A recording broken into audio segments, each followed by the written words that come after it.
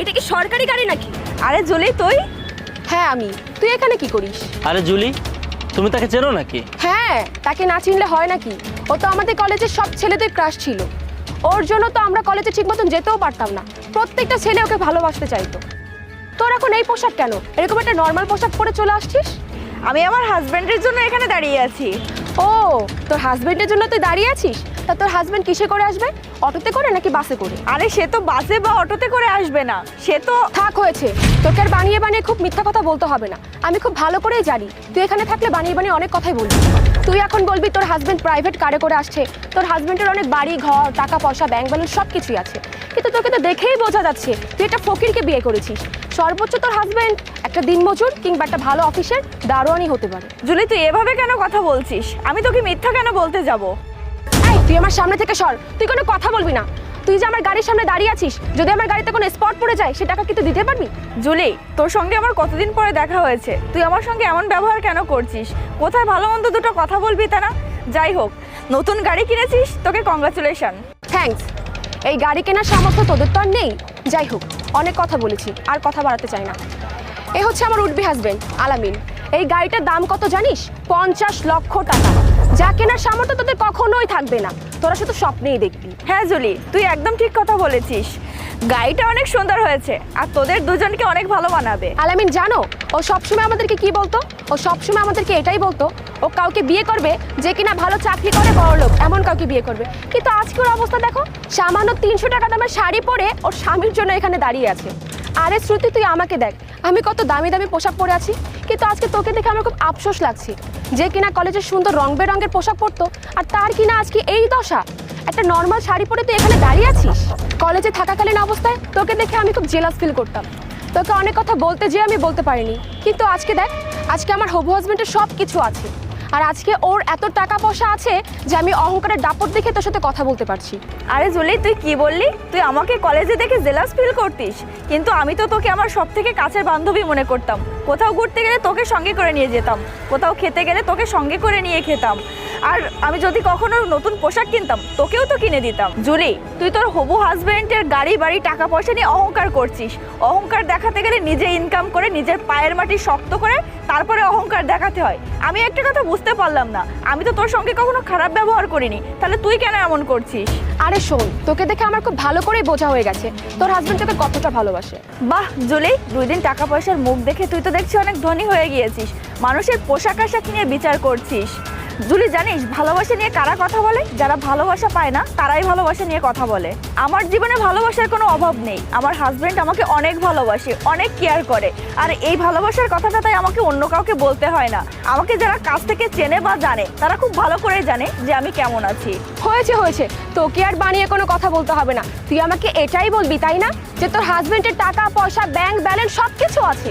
আচ্ছা যাই হোক, তোকে তো আমি কলেজ লাইফে কিছু বলতে পারিনি, কিন্তু আজকে তোর এই করুণ অবস্থা দেখে আমার খুবই শান্তি লাগছে। যাই হোক আলামিন, তুমি এখানে দাঁড়িয়ে আছো কেন? তুমি ওকে 2-4টে কথা শুনিয়ে দাও। আরে আমি আর কি বলবো, রাস্তাঘাটে দাঁড়িয়ে যেন তেন মেয়েদের সাথে কথা বলতে আমার ভালো লাগে না। এমন একটা মেয়ে তোমার বান্ধবী ছিল, আমার ভাবতে যেন কেমন লাগছে। তুমি সময়ের সাথে সঠিক জবাবটা দিয়েছো, সময়ের সাথে রুচিও বদলানো উচিত।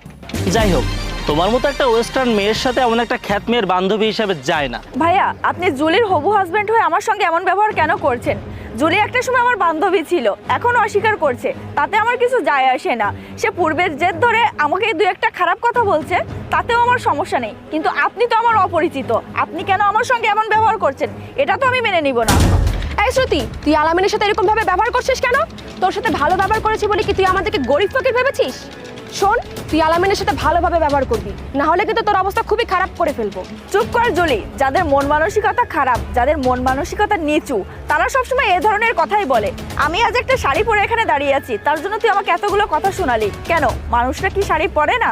আর তাছাড়া আমার হাজবেন্ড, আমার শ্বশুরবাড়ির লোকজন আমাকে ফুল ফ্রিডম দিয়ে রেখেছে, তাই আমার যা খুশি আমি সেটাই পরি।